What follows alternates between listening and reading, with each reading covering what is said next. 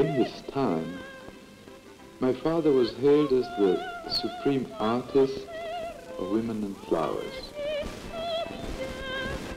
He made his name in Paris as the greatest exponent of the style known as Art Nouveau.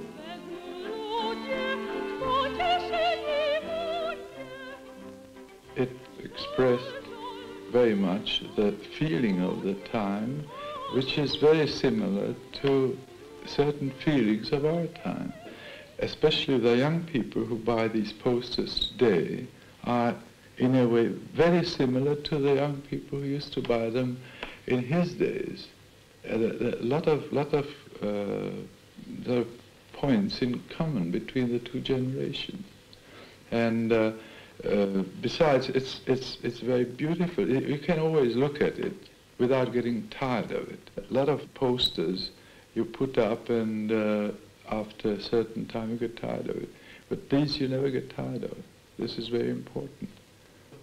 It's, you know that all this sort of return to fame of his is of fairly recent date. It happened really in the early 60s. And up till then, people told me, well, for Christ's sake, why do you look after all this? What do you think will ever happen? Nobody will ever care for this.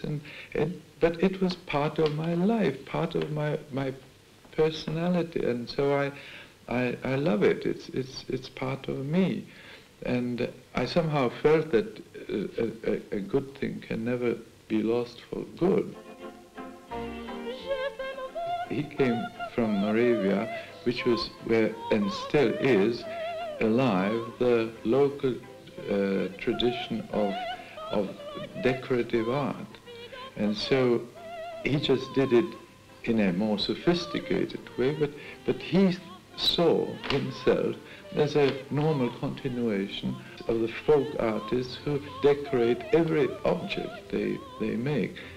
And he was very skillful, an artist who could do himself what he designed.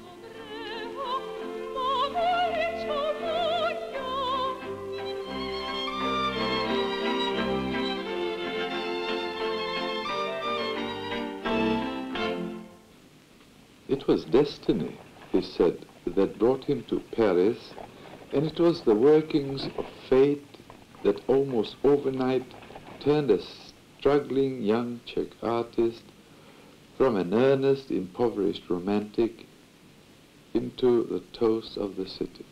Le style Mucha seemed to be waiting to emerge fully formed.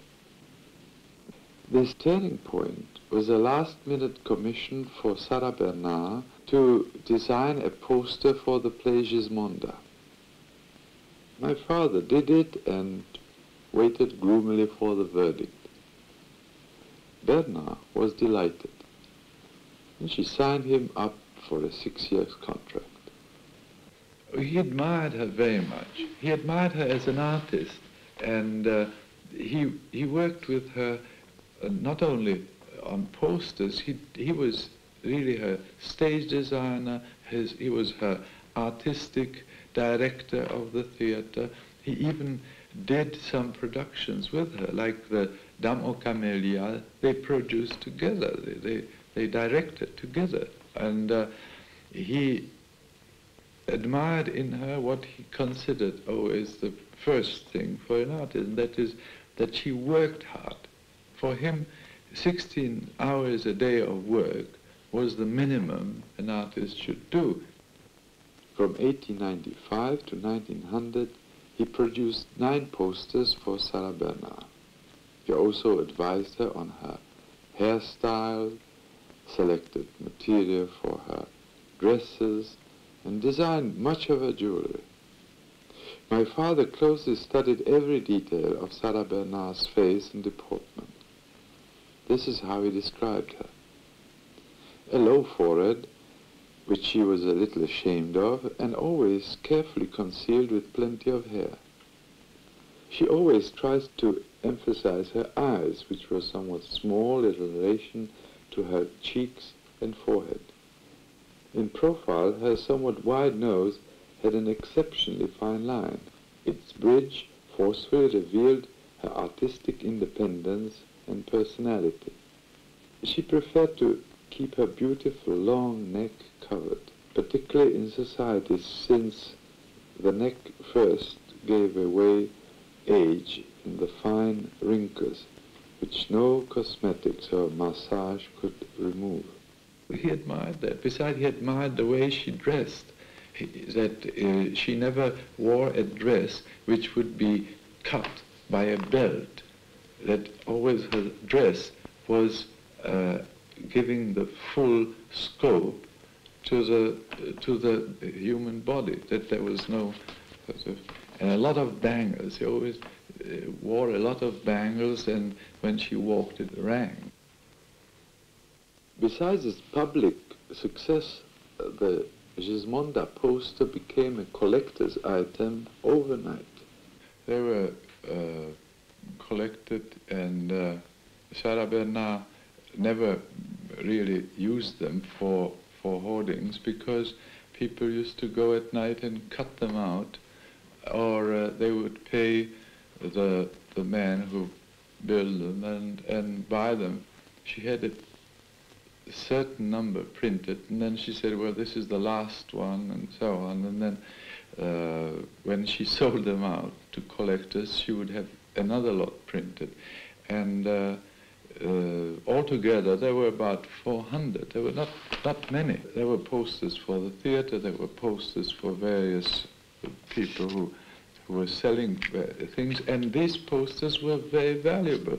So then he started printing what was called in Paris the panneau décoratif. That means it was a poster, but advertising nothing, with a theme like 4 stars, the 4 jewels, the 4 seasons, and they were sold as lithographs, really, or for the price of the posters, except that the money went to the printer and not to the person who ordered the poster.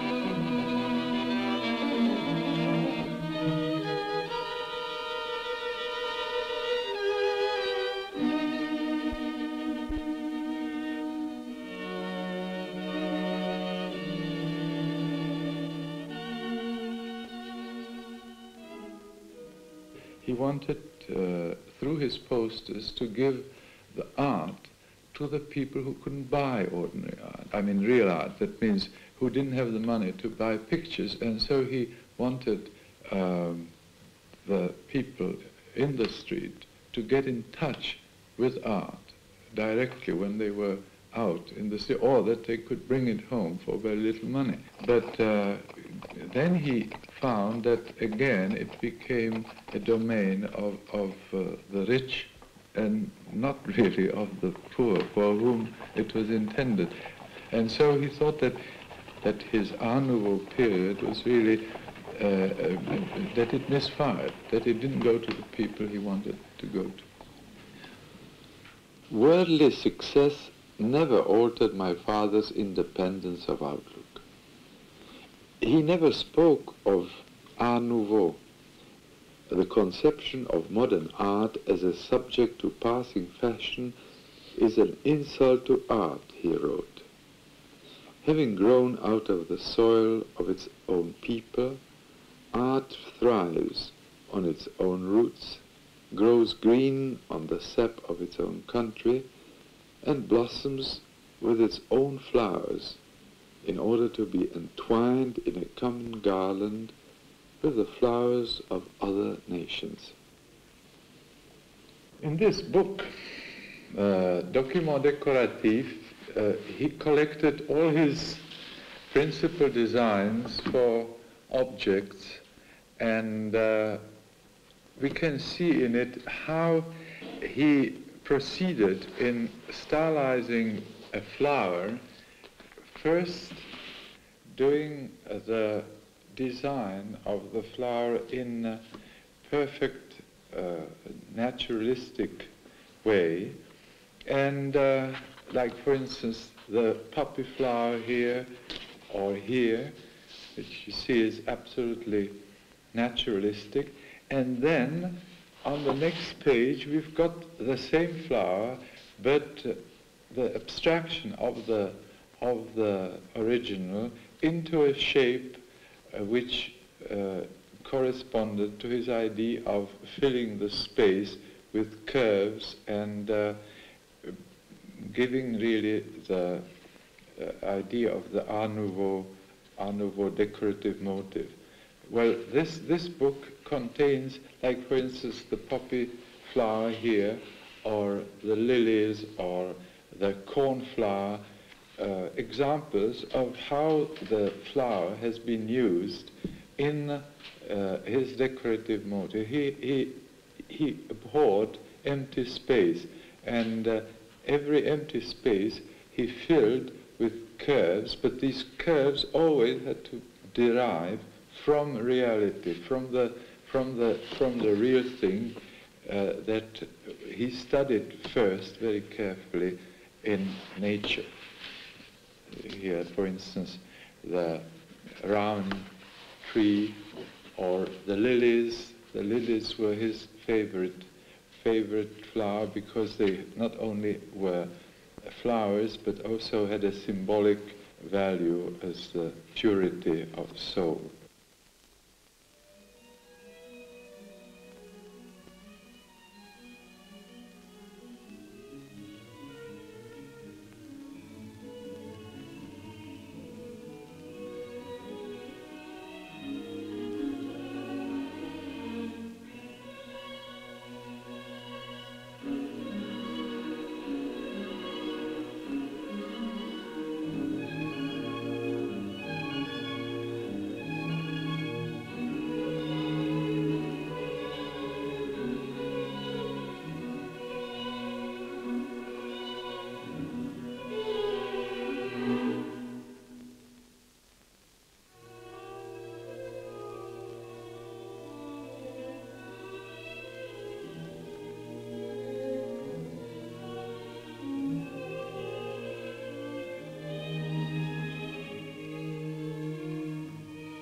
Amongst all his possessions, I discovered a whole lot of photographs.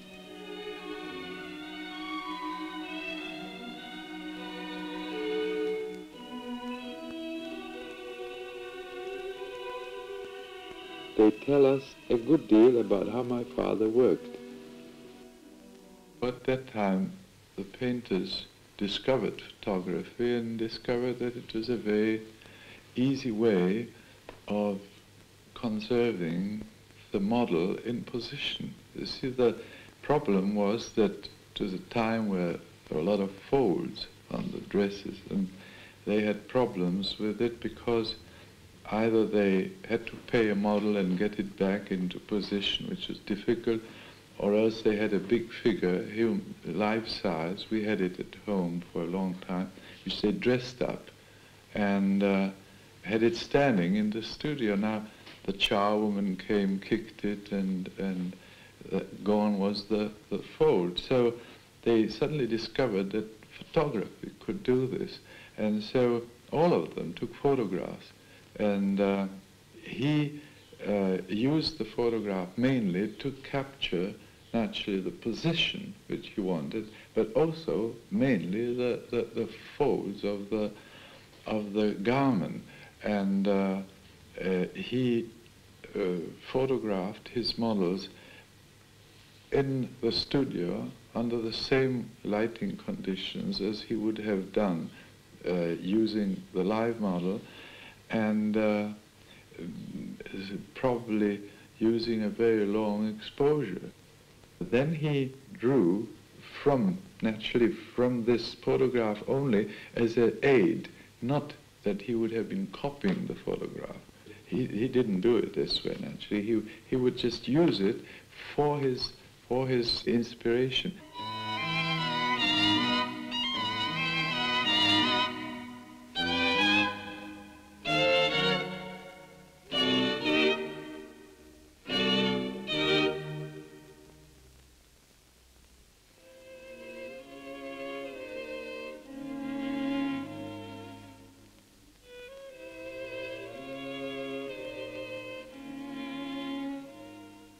He must have been absolutely idolized by women, especially because he was so aloof.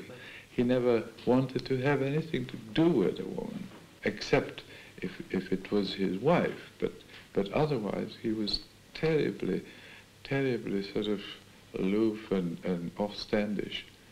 He would, when I was a boy, and he saw me sort of looking at a girl, so he would say, you know, I tell you, when a woman comes close enough to you, kick her.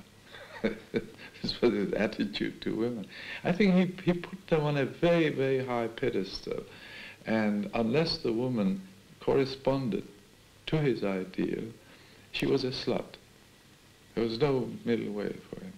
I think that it was an ideal woman for him. It was actually it was something of a child woman he was idealizing. Just look at some of the things. It's never a really grown woman. It's a child woman, and I think this comes from the fact that there's a rather mysterious thing in his life when he was young, and very young, and he was in love with a very young girl. She must have been about 13, and she died. And this marked him for his whole life. I think that this love for this girl, he was the same age, mind you, 13 or 14, but this love of this child girl who died must have created this in him, this ideal of a I would say a Ondine, you know, something that is not from this world, really.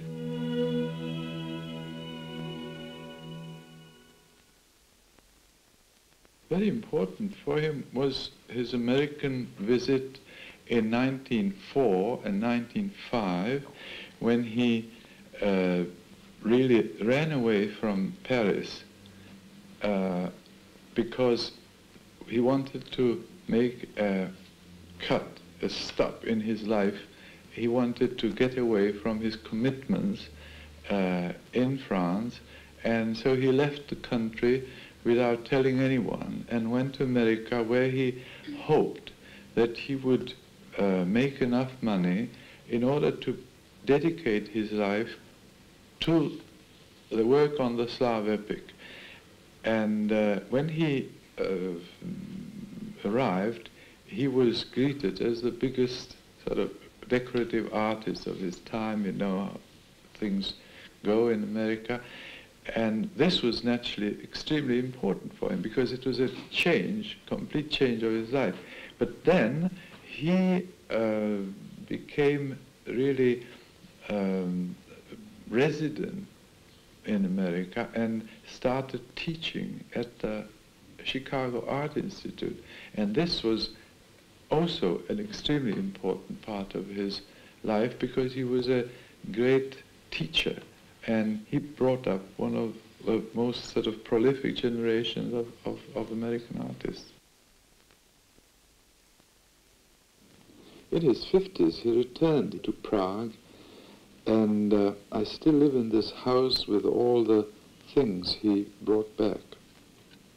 Well, this here is a sculpture of my father's, well, actually one of the very rare ones. They did altogether 6, and this is an original. This is the original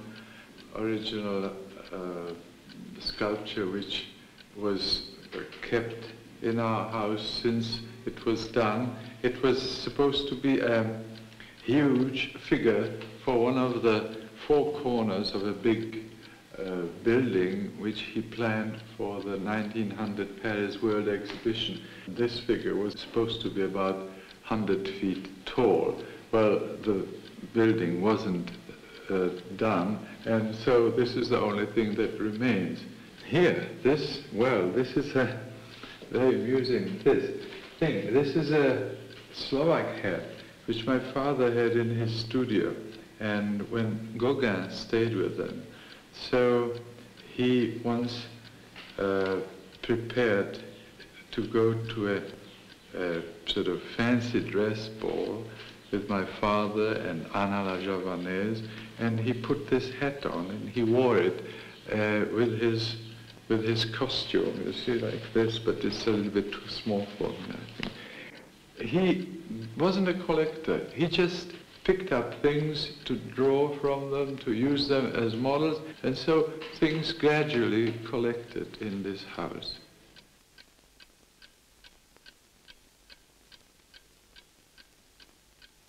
With this chair, for instance, I'm sitting in, I think that everybody who came to his studio used it, from Sarah Bernard to all his models. And the mirror at the back, that was in his studio, usually at the back of this chair. So if you look at old photographs of his studio, you find all these pieces there. And the small objects as well, the vase, everything was there.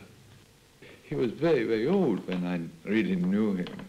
You see, I was a very late child, so that when I started communicating with him, he was over 70. To me, the idea of a father for a long time was a very, very old gentleman. He didn't have any any feelings for the sort of weaknesses of young people. He always wanted me to be absolutely perfect as he was.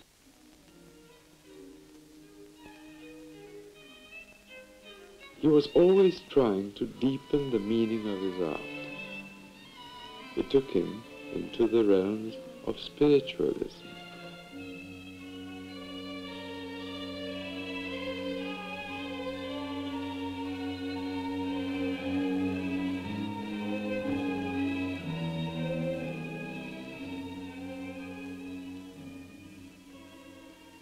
This is one thing where you get a link between his time and the present. I mean, especially in America, I mean, all this Zen and all the sort of Eastern philosophy and all the various psychedelic sort of experiences. It was very similar to what they did, except that they were perhaps a little bit more serious about it. They perhaps knew more about it. He consulted always various spirits, like, for instance, Leonardo da Vinci or his mother or his...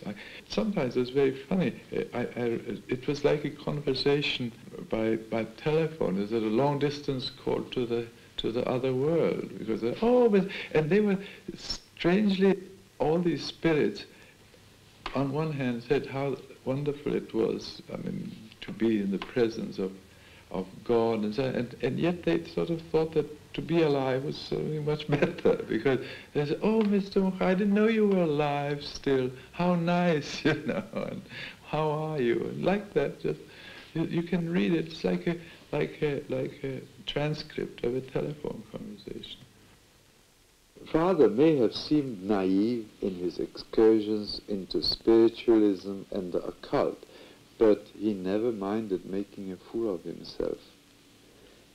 He had left Czechoslovakia when he was 17. He'd been an exile for over 36 years, dreaming always of returning to his homeland. He was accepted as naturally the big artist of the country. He considered the artist's gift to be a duty given to the person, and if the person didn't fulfill this duty, he would be punished in the hereafter by a permanent bad conscience. And that was the hell for an artist, that he has squandered his opportunity on earth without having done what he was supposed to. For the last 25 years of his life, my father was working on what was to be the culmination of his artistic life, the Slav epic, a tribute to the history and the spirit of the Slav nations.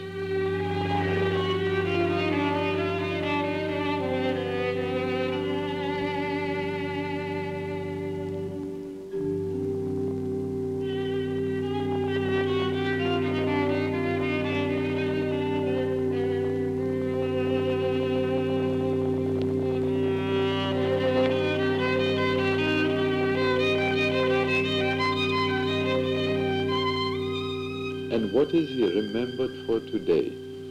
It's for the work he did in Paris between 1895 and 1904, pictures he later dismissed as elegant frivolity.